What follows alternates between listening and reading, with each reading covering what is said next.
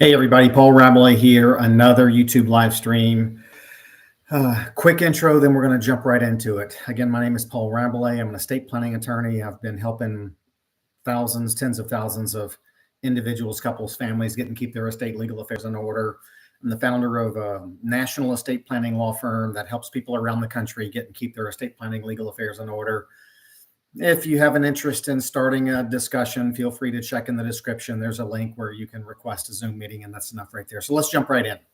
All right, we have a topic today. It's I really don't get too excited when somebody, because I get the question often. Just people want to know, they don't have much working knowledge of the whole estate planning trust stuff. They just ask, Paul, what's the difference between a revocable and an irrevocable trust? And I kind of want to give the kind of smart aleck answer. Well, a revocable trust is revocable, and then irrevocable trust is irrevocable. You can't change it. You can't revoke it. But that's not a fair answer. A fair answer not only defines what they are, but they talk about the best uses of the different kinds of trust. So what we're going to do today is I'm going to talk about, I really feel like for the beginners, we got to talk about just what a trust is, kind of trust 101. And then that'll be just the first one of 4 parts. Then we'll go into part 2, where we'll talk about kind of what a revocable trust is and what are its most popular uses. And then we'll talk about number 3, what's an irrevocable trust and what are its most popular uses and why. And then 4, I want to have a case study to really put it all together and talk about how a couple might utilize one form of a trust or another and how these things kind of go back and forth. So before I jump in, you've got some chat there. Feel free to share some questions, comments, experiences. Be as clear as you can. I know at the end, I always go through the chat. I always make my best effort at answering the questions, but sometimes the way people type in the questions, I really don't know what they're asking. So just be as clear as you can, and that'll make it easier for me to interpret what you're asking and hopefully give you the answer that you're looking for, or at least the right answer to the question that you're asking. Okay, so what's a trust? This is going to be real quick.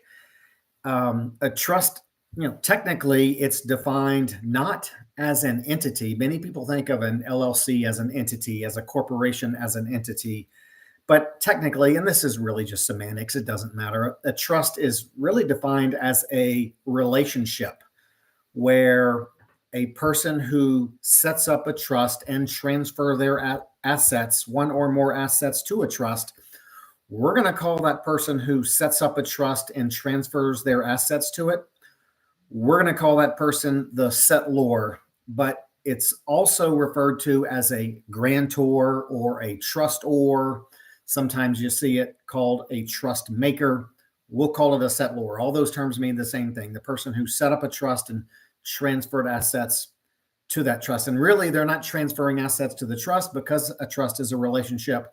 They're transferring those assets to a trustee, and it could be co-trustees, but let's just call it a trustee for now. Settlor transfers assets to a trustee, and the trustee's job is to manage that asset and use it wisely for one or more beneficiaries. There's another party or parties to a trust, beneficiaries of a trust. So you have the settlor who sets up the trust and transfers assets to a trust, or transfers assets to a trustee whose job it is to use it wisely for the beneficiaries. Let me just give you one example, and then we'll jump right into some of the revocable and irrevocable stuff. So let's say a husband has $2 million. Let's just keep it simple. Yeah, he's got all kinds of other stuff, but let's say he has an account. It could be a brokerage account with $2 million in it. And he's thinking, if I die, my wife is great. I have a great wife, but I'm not feeling real good about just leaving my wife that $2 million. I know her intentions are well, and I feel fairly confident that she would use that money for the right reasons. And then when she dies, she'd leave it to the people that I would want to have it. But you never know what happens in the future. So what that husband does is and he could do this during his lifetime, but typically it's done when he dies. When he dies, he leaves that, let's call it that $2 million account or whatever value it is when he dies. He leaves that account to a trust because he doesn't want his wife, while he loves her, he wants to provide for her. He doesn't want her to make a mistake after he dies. He's not going to be around to kind of watch after her. He doesn't want her to make a mistake, either an intentional mistake or an unintentional mistake. Intentional might be leaving it to her next spouse, or unintentional might be her getting influenced by someone in her later years when her mind starts to slip, and that $2 million or whatever it might grow to just vanishes, never winds up going to the husband's kids. So he says, I'm going to leave that $2 million to a trust. He says, I'm going to name my wife and my oldest adult child to be the co-trustees of that trust. And he's going to say, if that account after I die produces some income, let's let all that income go to my wife. So if it's a $2 million account, let's say it produces, interest, dividends, rental income, whatever it might be. Let's say it produces $30,000, $40,000 a year of income. He's like, I want my wife to get that income that this trust produces after I die, so she can have that. That's hers. And then he says, he may also say, I also want if the co-trustees, if they both determine that my wife after I die needs distributions of principal for her, maybe they'll use the typical standard: health, education, maintenance, and support. He says, I would want those co-trustees, if they both agree together. I don't want my wife to be able to do it by herself, because somebody might influence her into taking distributions that she really shouldn't. So he says, let my wife and my oldest son be the co-trustees. If they both determine that she needs it, let's go ahead and allow the co-trustees to make principal distributions to my wife while she lives after I pass away. And then the trust says, now when my wife later passes away, the trust ends, and whatever trust assets remain revert back to the husband's children, whoever the husband listed as the ultimate principal beneficiaries of that trust to receive the trust assets when his surviving wife later passes away. So that's just one example of a trust when we talk about what is a trust. All right, so that's part one. What is a trust? There's many different kinds. We're going to get into that. Now let's go to part 2 of 4 of this live stream.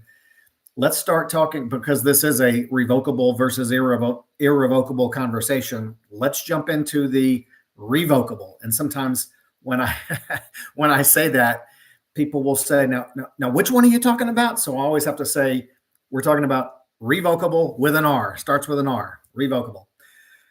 Okay, first let me just jump right into the use of it, and then we'll maybe define it as part of the process. So the overwhelming reason, if there's a reason number one to use a revocable with an R trust, it's this. And then number 2 is just a way distant second. So we're going to focus on the primary and overwhelming reason people use revocable trusts, and that's to avoid probate. So when we talk about using revocable trust to avoid probate, we got to talk about what probate is quickly. Probate is that court and attorney involved process of when you die with assets in your name. Now, certain assets are going to be left to beneficiaries like 401ks, IRAs, retirement accounts, life insurance. You'll have beneficiaries on there. Those are non-probate assets, but you're likely to own some probate assets that are in your name when you die. They'll be frozen, maybe an interest in a business or a home or a piece of rental property or shares of stock. And those assets will be frozen if they're in your name when you die. And so your survivors have to hire lawyers and the heirs and judges and other people are all involved in this court process, because it's been determined by the powers that be that our government, our judicial system, is in charge of making sure that when somebody dies with assets in their name, that the government or the judicial system kind of oversees making sure the debts get paid and making sure the assets get distributed to the right heirs. So we can't fight that system. It exists. but we can take advantage of other rules. So what people do to avoid their survivors, and a lot of people complain about probate, very expensive, they say, very time consuming, they say, and just an all around hassle, they say. So you hear that all the time for people who have been through it. It isn't an absolute disaster in every case. There have been some simple probates. There have been some that have been streamlined, but you hear a lot about because the government is involved, courts are involved, and because lawyers are involved. And it's fairly complicated because you have to follow a predetermined set of procedures. And then, lawyers of financial institutions are involved. It just can get messy fairly quickly. So what many people do in an attempt to enable their survivors to avoid that probate process is they create what I'll call their revocable living trust. Living trust means it's set up during your lifetime. And as opposed, we'll get to other circumstances later, but when I say living trust, I'm referring to it's set up during your lifetime. And the idea here is create your living trust. And when your living trust is prepared, is written up, you're going to designate that you are the trustee during your lifetime, so you can manage everything during your lifetime. You designate a successor trustee to be in charge of your trust when you die, and you'll provide in your trust who the beneficiaries of your trust are to receive those trust assets, to have that successor trustee distribute the trust assets to the beneficiaries when you pass away. So why would you want that trust to be revocable? Well, you want to be able to change it, and because we typically want to have as much control as we want to have over our things, but still accomplish what we're trying to accomplish. So people like the revocable aspect of a trust because it enables them to stay in control. Someone creates a revocable living trust. They transfer their home, their stock account, their brokerage account, their LLC, their business. They transfer all of those things. So John Doe would transfer his home from John Doe to John Doe as trustee of the John Doe Trust, or Jane and John Doe may transfer their home from John and Jane Doe to John and Jane Doe as trustees of the John and Jane Doe Trust. So all that paperwork gets signed, gets recorded in the county where the property is located. They go to their brokerage firm and they transfer their brokerage account from John and Jane Doe to John and Jane Doe as trustees of the John and Jane Doe brokerage account. And so now they have their revocable living trust. They want it to be revocable because we'll get to irrevocable in a minute, but irrevocable generally means you can't change it. So John and Jane set up their revocable living trust. They, in their trust, they said, when we both pass away, we want $50,000 to go to each of our grandchildren. We want the rest to go to our 3 children equally, whatever they wanted to do. They maybe named an adult child as the successor trustee of their trust to handle all of that. And so they like the aspect of it being revocable because it can be revocable.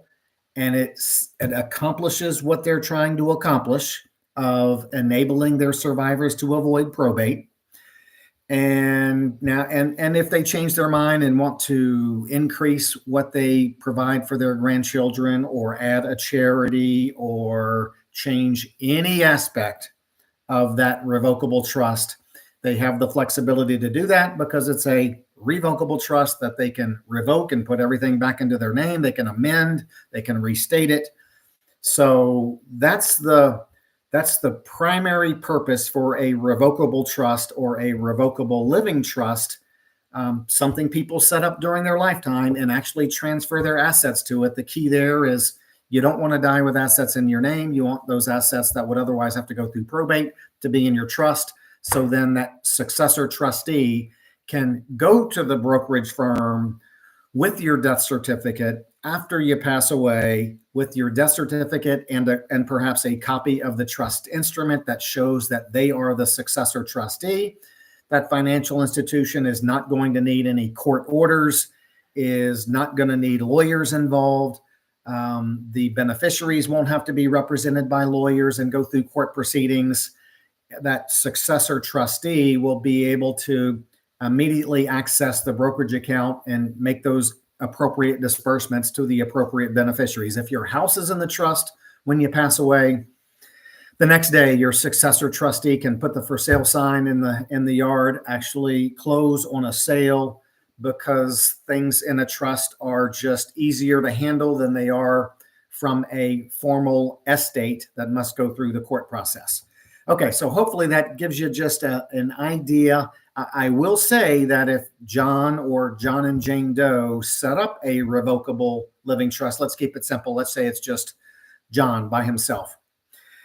If he set up a revocable trust, then the moment he dies, and we haven't gotten the irrevocable trust yet, but just keep in mind that the moment someone who creates a revocable living trust dies, particularly a single person, then that trust becomes irrevocable, and now nobody can change the terms of it. So once John dies, nobody can go in and change who the beneficiaries are or change who the trustees are.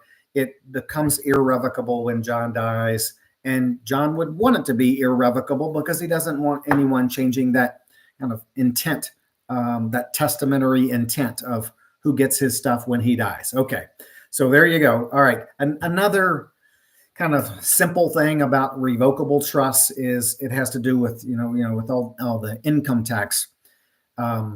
A revocable trust is what's called, for income tax purposes, a grantor trust, which means all of those trust assets are still considered John's, for example, because he was the settlor.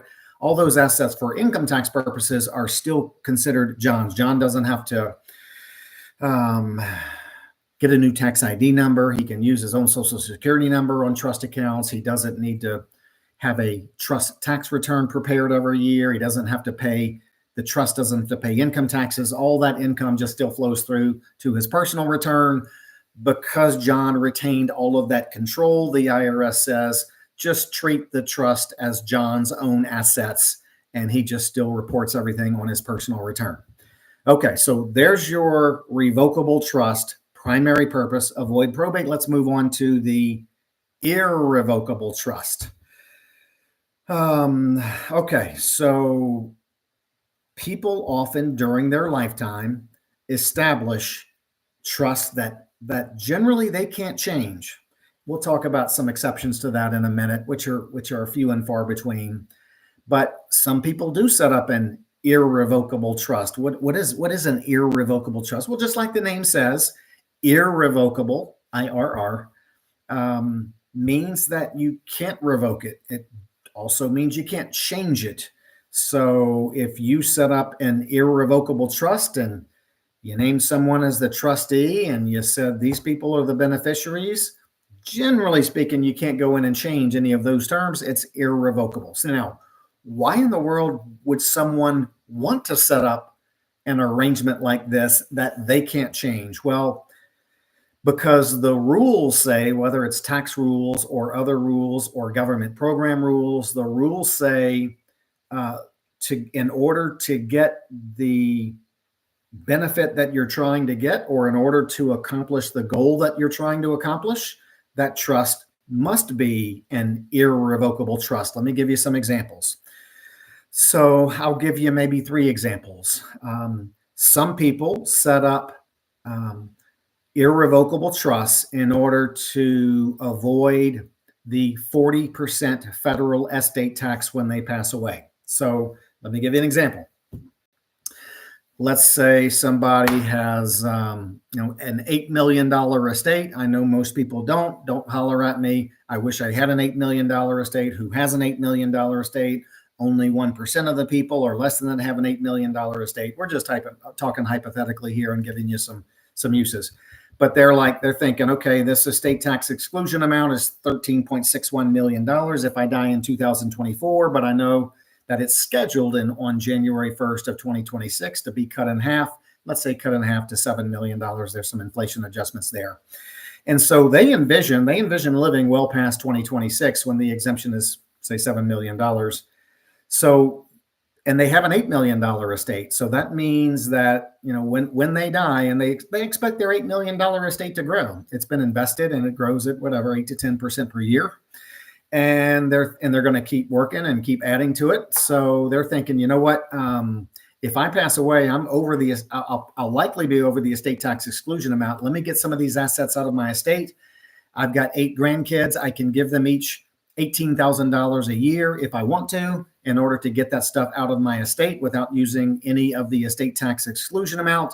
But I don't want to just hand them a check for $18,000 because they're not going to be responsible with it. So I'm going to put it in a trust for them. I'm going to set up a trust for each of my 8 grandchildren.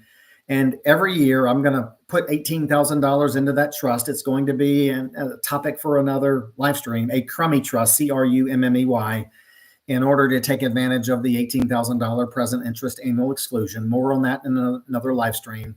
But my point here is Grandpa is setting up irrevocable trusts for his grandkids. And he's, every year, let's say he has 2 kids and 8 grandkids, he can, if he wants to, transfer $180,000 out of his estate every year into trusts, and that will grow and grow and grow outside of his estate. And none of those gifted assets, as well as none of the appreciation on those assets after it's given away and invested, none of that will be subject to the 40% federal estate tax when he passes away.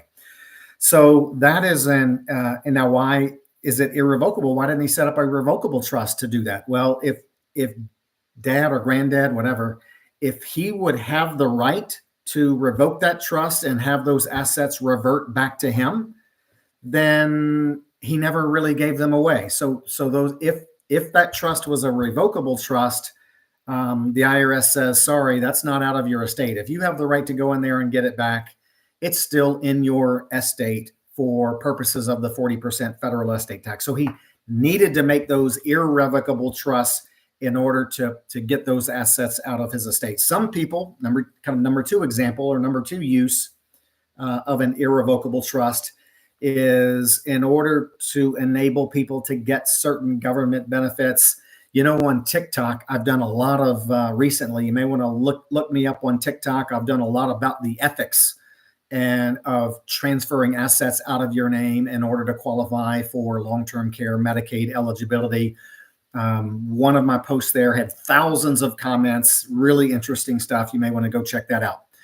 So, but some people do transfer their assets to an irrevocable trust, their house, their savings, their investments. So let's say John Doe has $500,000, of investments. He's 72 years old. He's worried he might go into a nursing home in the future. The nursing home costs $11,000 a month. And if he has that $500,000 in his name, he's got to deplete all of his $500,000 of savings at $11,000 a month before he would qualify for Medicaid eligibility. So what John might consider doing is transferring those assets into a very particular kind of irrevocable trust. Now, hear me out here. This isn't a Medicaid eligibility live stream, but some people just make the false assumption. Okay, if it's a revocable trust, no good for Medicaid. If it's an irrevocable trust, automatically good for Medicaid. That's not necessarily true. So in order to get those, to qualify for those long-term care Medicaid benefits at least 5 years after he makes this transfer to the trust, because there's this 5-year look-back period, that trust must be irrevocable. And it must also state, in addition to being irrevocable, it must also state that under no circumstances can the settlor or grantor ever have any access to the principal of that trust. And then there's more stipulations as well. You might imagine the long-term care Medicaid eligibility rules can be very complicated. But I want you to walk away with, if this thing about trying to move your assets into a trust to qualify for Medicaid eligibility is important to you, I want you to walk away with not just any irrevocable trust is good. It's got to be the type of irrevocable trust that meets all of the requirements of the Medicaid eligibility rules. So, but that's another reason, if you can't transfer your assets to a revocable trust with an R and have Medicaid no longer consider those as countable resources. You have to put those in a trust where you have, under no circumstances would you ever have access to that principal again. So again, another use and for an irrevocable trust is to perhaps move assets out of someone's name in order to secure some government benefits that might be available. Some people use irrevocable trust. Most people inquire about this when it's too late. They get into a bad car wreck. They call up. They like, oh, can I move my assets into a trust and protect them in case I get sued? Really, it's a big gray area, but that's too late to do that. Some people who have the concern, I'm in a profession where I'm likely going to get sued in the future, but thank goodness nothing has happened yet. Then some of those people will consider moving assets into some form of an irrevocable trust for creditor protection purposes, but you got to be real careful with that. Okay, so what I just went over with the irrevocable trusts are the kinds of irrevocable trusts that people set up while they're alive with their assets, to get assets out of the estate before they die to avoid estate tax, to get assets out of their estate before they need to qualify for some government benefit, and perhaps even to avoid potential future creditors that may arise. Now, people also set up irrevocable trusts that really don't take effect until they die. So it's very common, for example, parents who have minor children in their estate planning documents, whether it's in their will or whether it's in their revocable living trust, it will say that when the parents die, their assets will go into irrevocable trusts for their minors, because they don't want a judge's office to oversee the management of that until the minors reach the age of 18 or reach the age of majority. And they don't want all of that money dumped into their child's lap on their 18th birthday. They want to leave those assets to an irrevocable trust, named trustees to manage those assets for those minor children, and perhaps enable those children to control those assets themselves.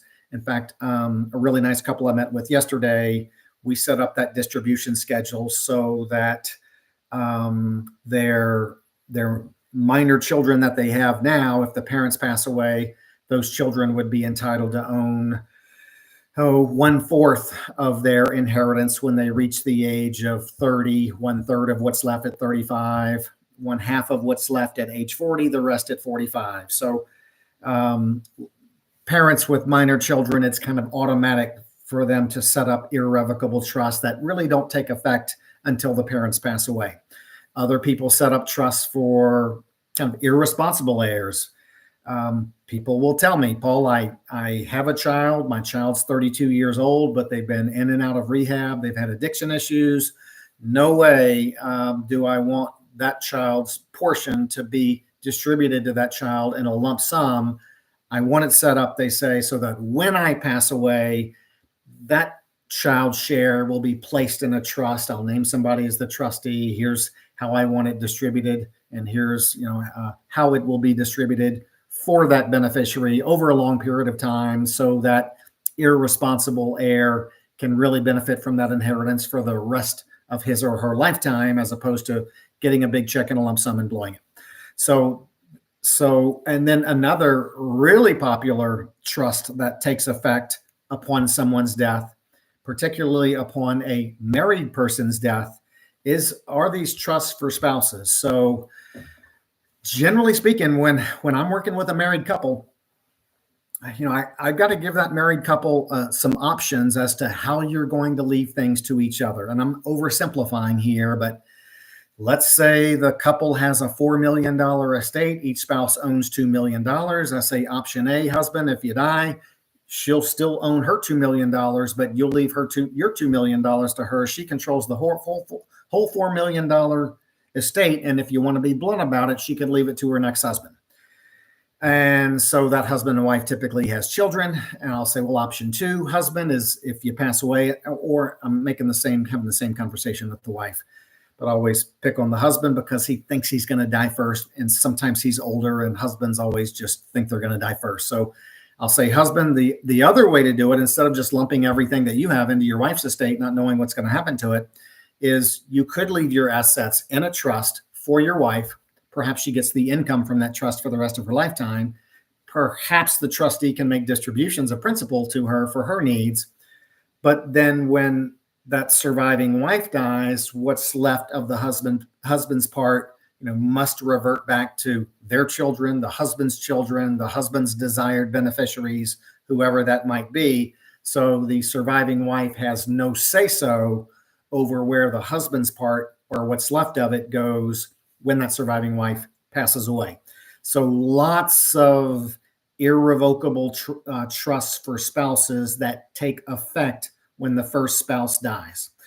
Okay, so and again, of course, it's irrevocable because the husband, after he dies, he doesn't want anybody to be able to change the terms of that trust. He wants it fixed. He wants it to be for his wife, and then for his kids, he doesn't want anybody to change that. It's irrevocable. Okay, so what I want to do next is really part 4 of my 4 parts here. Is I want to go over a case study and show you how it's not uncommon for ordinary folks in America to ultimately utilize various forms of revocable and irrevocable trusts in just the kind of typical estate plan.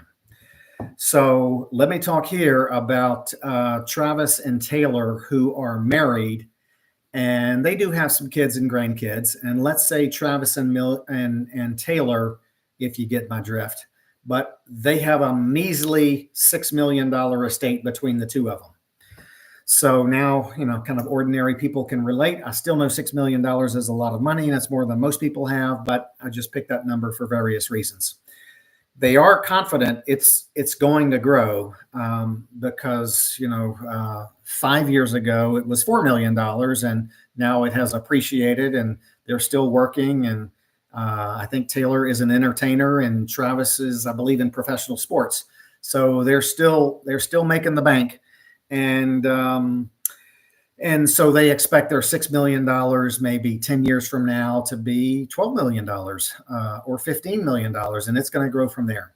So they also know that this estate tax, which is $13.61 million, is going to revert back to somewhere around $7 million in 2026. So even though they don't have this taxable estate right now, they plan to live a long time. They plan to continue investing and growing, and their estate is likely to grow. Most estates do. So one of the first things that they do is, for the benefit of each other and for the benefit of their children, which they have, is they set up their revocable living trust. So it's the Travis and Taylor Revocable Living Trust. The trust says that Travis and Taylor are the trustees. The trust says after both of them pass away, then all of the trust assets will then go into an irrevocable trust for their children to be managed maybe by Taylor's brother as the trustee. And so the first thing they do is, in order to avoid probate, not necessarily, this isn't a tax-driven thing. They set up their revocable living trust. They transfer their home, and they have a couple of homes, actually. I think they have one in Kansas City and one somewhere else. They transfer all those homes to their trust.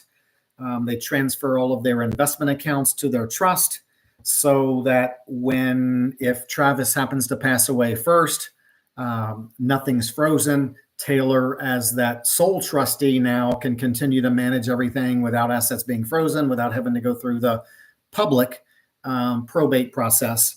And then when Taylor later passes away, that successor trustee will be able to instantly transfer everything to the appropriate children's trusts.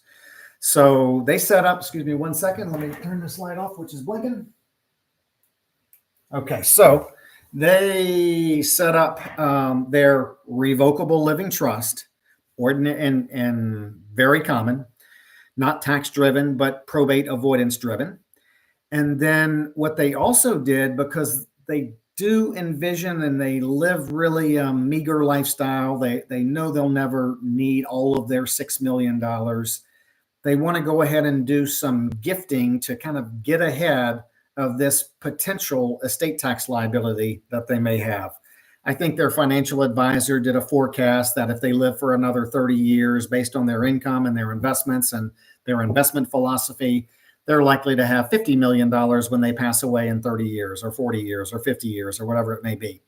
So they're confident they're going to have this estate tax situation when they pass away. So they want to start doing some gifting now, the $18,000, and actually between the two of them, they can give $36,000 in a trust for each of their children, each of their grandchildren, really anyone for that matter. But they don't like the idea of just handing people a check because some of these people are really young, some are immature. So they create these irrevocable crummy trusts, crummy when you're doing the gifting for gift tax exclusion amounts. We'll get to that another time. So now Travis and Taylor have set up their revocable living trust to avoid probate. And in addition, they set up irrevocable trusts for their future heirs, children and grandchildren, to do some gifting from their estate, whether it's from assets that are in their revocable living trust. They can gift those assets into irrevocable trusts for their ultimate heirs. And then when one of them passes away, let's say Travis dies first, Travis's portion of their revocable living trust, Travis's portion when he dies becomes irrevocable. And now Taylor still has her part, which is revocable. And now there's the Travis part that is irrevocable, that does provide for distributions to Taylor if she needs them. And so they have their joint revocable living trust. They do some gifting into irrevocable trusts. And then when one spouse dies, that spouse's share becomes irrevocable and the surviving spouse has their revocable portion. So now you can see where this starts to get a little convoluted, but you also perhaps can see how just the typical family could have various kinds of trusts for various kinds of reasons. All right. So, summing it up, we started with the trust is semantics, a relationship, not necessarily an entity between the grantor, settlor, same thing, the trustee or co-trustees, and the beneficiary or beneficiaries. We talked about how revocable trusts are typically used. The overwhelming purpose for that is to avoid probate. We talk about how irrevocable trusts are used during people's lifetime. They set up irrevocable trusts to get assets out of the estate, qualify for government benefits, in some cases to get some lawsuit or creditor protection. And we talked about how certain trusts become irrevocable when somebody dies. And we talked about how certain people set up their estate so that assets go into an irrevocable trust for the benefit of others when that person passes away. All right, so that's my best shot at revocable versus irrevocable. Now I'm excited about going to the chat. I'm gonna do my best, and so let me just jump right in. All right, Ann says good evening. That's a great start. In fact, I always like to see Larry from Bakersfield in here. Just give me a sense of calmness when I see Larry in here. Always nice to have you, Larry from Bakersfield, California. All right, Angie, it's good evening to you. Corvette Girl says hi. So we're off to a great start in the chat. Lux Fash, how do you put the deed in the trust? Are there any immediate tax implications? We do get a lot of questions about putting a house in a trust. So paperwork gets prepared. I talked about John Doe signing that paperwork that says that John Doe is actually transferring the home from John Doe to John Doe as trustee of the John Doe Trust. That paperwork gets recorded in the land records of the county where the property is located. That's what indicates that the property is now in the trust. So, so for title purposes, when John passes away and that successor trustee wants to sell it, then they don't have to wait on a probate for that successor trustee to be able to sell it, or for that successor trustee to transfer that property to one or more beneficiaries, depending upon what the trust says. So that's how you transfer a home. And no, typically there aren't any tax consequences to any of that. In fact, there's no mortgage consequences if there's a house with a mortgage. The Garn-St. Germain Act says that the due on sale clause is never triggered when a homeowner puts their house subject to a mortgage in a trust like that. LD is often, Larry, does a revocable trust protect assets, let's say a home, from a lawsuit resulting in a judgment again? Would the trust insulate the? No. So basically our creditor protection laws or our lawsuit protection laws generally say if you have access to an asset in a trust, then a creditor can get that access that you would have. So if your home or any asset is in your revocable trust and you have the right to undo that trust and put that asset back in your name, well, the creditor can exercise that right as well. But if you put that asset into a particular type of irrevocable trust, either because you're getting it out of your estate for tax purposes, for creditor protection purposes, or to obtain some certain government benefit, and you have no right to get that asset back, now your creditors can't get at that asset either. All right, let's see. Anne says, I'm putting my property in the trust. At courthouse told me to do a quick deed. Yeah, quick claim deed probably is what you were going to write there, to put the property in my trust. Now I have to title company to get to transfer in my trust. Is this common? I don't really understand what you're saying, but I think you're on the right track. Anne says, sounds fair. Yep, thanks. Lux Fash, NT, you can do quick claim to put deed in trust and just pay county clerk to file, no court needed. So yeah, there's typically a recording charge. It's not a tax charge, but typically a recording charge with the county clerk, as Lux says. Matthew Morse, Paul, thank you for the information. Thank you for all you do for the community. Fantastic. It's kind of my thing. I want as many people out there to get and keep those legal affairs in order. I actually kind of pointed it all out there. I received an inheritance from my grandmother. I never knew my grandfather. He died when he was 42. Never met him, never knew him. But when my grandmother passed away, she left some shares of stock to me. I was 8 years old. Boy, did that, I probably had a life-altering effect on me. You know, I was able to go to college, go to law school, earn my master's in tax law from Boston University, and just enabled me to get a head start on life. So the more people that we can educate and allow people to make people's lives better in these hard times, that's all I'm trying to do here, is just give people education. Yes, I do have a law firm that helps people nationally get this stuff done, but my goal is more just to have as many people as we can get and keep their estate legal affairs in order and have that positive and impactful effect on their survivors, regardless of who and what and how they use to get that done. So I ranted there for a minute, but somehow you got me going. Monica, thank you for the information. You're welcome. Ann, hi. That what I thought. Now they changed everything. Seems like I'm jumping through hoops. Thanks. And I like all the emojis. Good stuff there, especially the ones with the hearts and the one with the like that too. Good job. Jose, both me and my wife are police officers in the state of California. Thank you for your service. That's my words. What kind of trust should we set up so we can protect assets from potential lawsuits, as everybody here is sue crazy? And everybody everywhere is sue crazy. So we'd have to have a little bit more of a discussion about what you own. For example, many people have retirement accounts, and those retirement accounts are exempt from claims of creditors. You don't have to even do anything.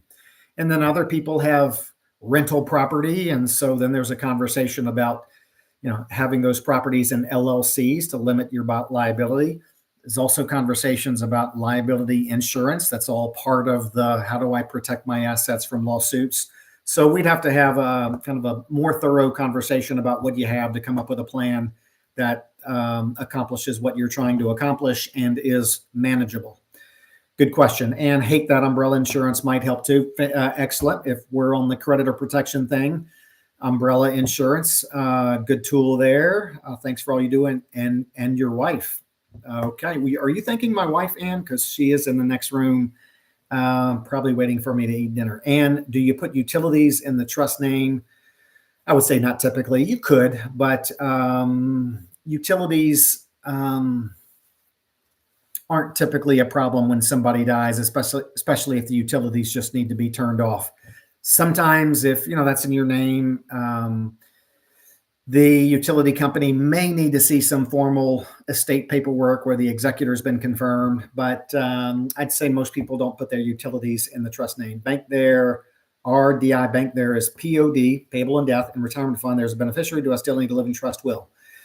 All right, so you have your retirement account, has designated beneficiaries. Great, avoids probate. You have bank accounts, have POD, payable on death beneficiaries. Great. So what I'm not finding out is, do you have other assets that you either need to designate who gets those, or you need to put them in a living trust to avoid those assets going through probate, maybe a house or brokerage accounts that aren't a retirement fund that don't have beneficiaries. So a business interest. So we got to look at the overall picture of what you have and what you're trying to accomplish to figure out the easiest way to accomplish what you're trying to accomplish. Good question. Or thank you for the answer. Asking on behalf of a friend. Okay. Asking on behalf of a friend. You don't get that much in the estate planning arena, but I like that. Anne says, okay, thanks. Picture, other than a Medicaid trust and gifting, is there any way to use a trust that will shelter it from taxes? Thanks for all your time and education. Now, you got to be careful with that. And again, just a kind of what prompts me from that question is, there's different kinds of taxes. So when I talked about setting up a trust and grandparents transferred assets to trusts for their children and grandchildren, I was essentially talking about avoiding federal estate tax. What you may be asking about is how can income tax be avoided by using trusts? You got to be careful, and I don't want to mislead anybody here. So trust income tax rates, I'm just going to start by saying they're very high. However, revocable living trusts, for example, the trust tax rates don't apply to them because all of the assets are deemed to be owned by the grantor, and so the grandchildren but irrevocable trusts that tend to accumulate income